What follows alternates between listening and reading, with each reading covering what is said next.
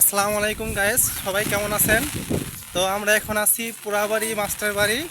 তো আমরা নতুন ফ্যাক্টরি থেকে আরেকটা ফ্যাক্টরিতে যাচ্ছি। দেখেন আমরা কাজের জন্য কত সিরিয়াস, কি কি পরিমাণ ঝড় বৃষ্টি চলতেছে। তার ভিতরে একদম দেখেন পুরো ভিজা মুজা একদম শেষ, একদম নিচ থেকে উপর পর্যন্ত সব ভিজে গেছি। তো আশেপাশের যে ভিউটা আছে ভিউটা আপনাকে দেখাচ্ছি। দেখেন অবস্থা কি, সেই পরিমাণ জ্বর, সেই জ্বর ছাতা কয়েকবার উড়াই নিয়ে গেছে। তারপরে হচ্ছে আমরা থেমে নাই, আসলে আমরা কাজের জন্য এত সিরিয়াস। আমরা কোম্পানির জন্য নিজের জীবন দিতেও রাজি আছি, বাট কোম্পানির কোনো ক্ষতি করার জন্য আমরা একদমই প্রস্তুত না। তো দেখেন আপনার পিছনের দৃশ্যটা দেখেন, গাছগুলোর কী অবস্থা হয়েছে জানা কেন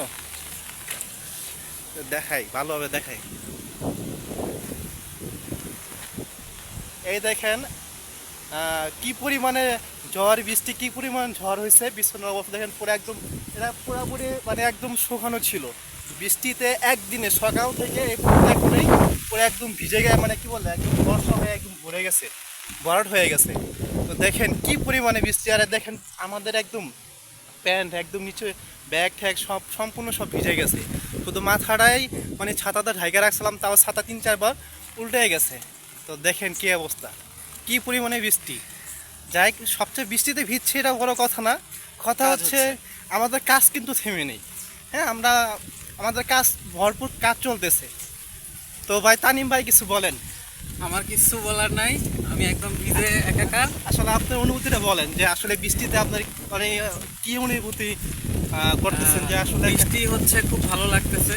হ্যাঁ। প্রচন্ড গরম গেছে, কিন্তু উপকূলের মানুষদের জন্য দুশ্চিন্তা হইতেছে। আমরা আচ্ছা। হয়তো একটু ভিজতেছি, কিন্তু আচ্ছা। তাদের হয়তো অনেক কষ্ট হচ্ছে।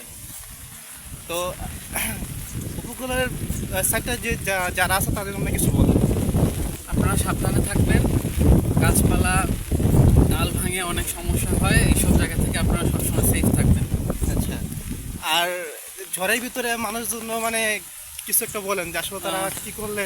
ঝড়ের ভিতরে আপনাদের যেখানে 9 নম্বর 10 নম্বর বিপদ সংকেত আছে, আপনারা অবশ্যই আশ্রয় কেন্দ্রে যাবেন, হ্যাঁ। অথবা যাদের বাড়িঘর ভালো আছে সেখানে যাবেন। হ্যাঁ।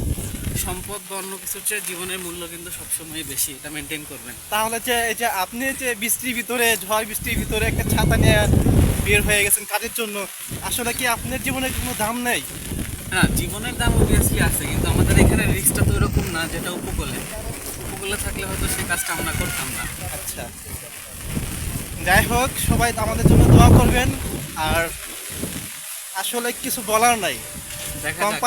কোম্পানির জন্য এত কিছু করতেছি, ঝড় বৃষ্টির ভিতরে আমরা কাজ করতেছি, কিন্তু বছর শেষে কিন্তু তারা আমাদের প্রমোশন করছে না, চাকরিটা যাবে চাকরিটা